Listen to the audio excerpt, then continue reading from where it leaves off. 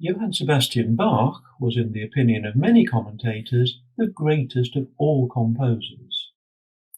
Few would argue against the fundamental genius of Bach, whose music has come to serve as a benchmark of technical and artistic excellence. In particular, we might think of Bach's mastery of the art of counterpoint, the blending together of two or more melodies in such a way that each or all can serve as treble, middle, or bass against the others, while maintaining strict accordance with the ground rules of tonal harmony. His two collections of Preludes and Fugues in all the major and minor keys, together known as the 48 Preludes and Fugues, or as he entitled them, Das Well-Tempered Clavier, the Well-Tempered Keyboard, were composed about 20 years apart, the first collection dating from 1722. Roughly half the preludes in Book 1 were recycled from earlier collections of Bach's keyboard works written for the instruction of various members of his family, and sometimes involving transposition.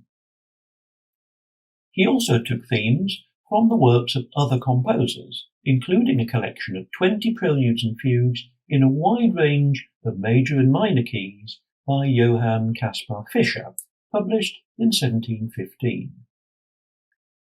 Starting from C major, Bach offers first a prelude, then a fugue, successively in C, C minor, C sharp minor, D, D minor, and so on, ending with a pair in B major and finally B minor.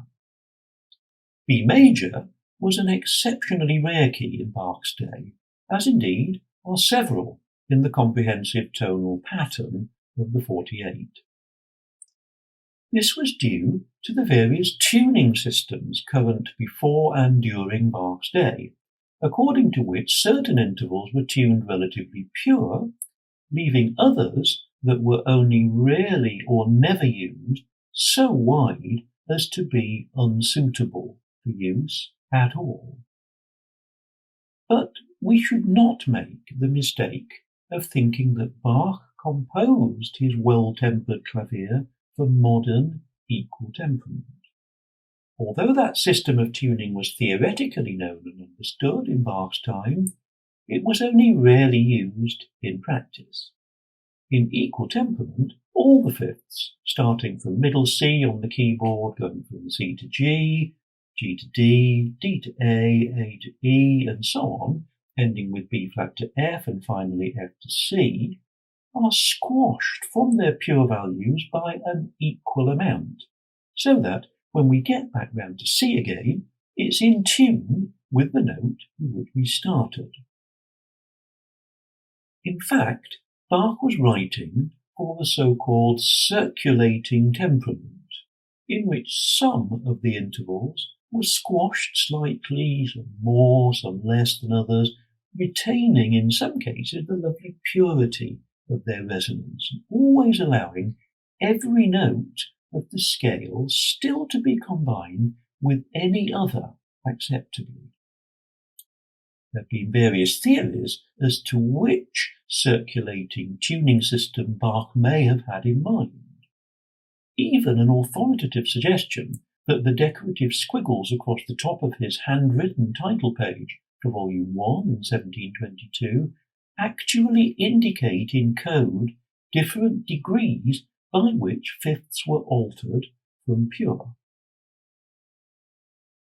While numerous manuscript copies of Bach's 48 were circulating among his pupils and admirers during the 18th century, and this is how Mozart and Beethoven got to know them, for instance, it was not until 1801 that the collection finally appeared in print. It was immensely influential. Chopin's 24 Preludes of 1839 were inspired by Bach's set, although the pattern of keys is different. And in 1950-1951, Shostakovich composed a set of 24 Preludes and Fugues in rather closer imitation of Bach's scheme. For this recital, I've chosen 6 pairs, all from Book 1 and all in major keys. The idioms of the preludes are quite varied, and likewise the technical features of the fugues.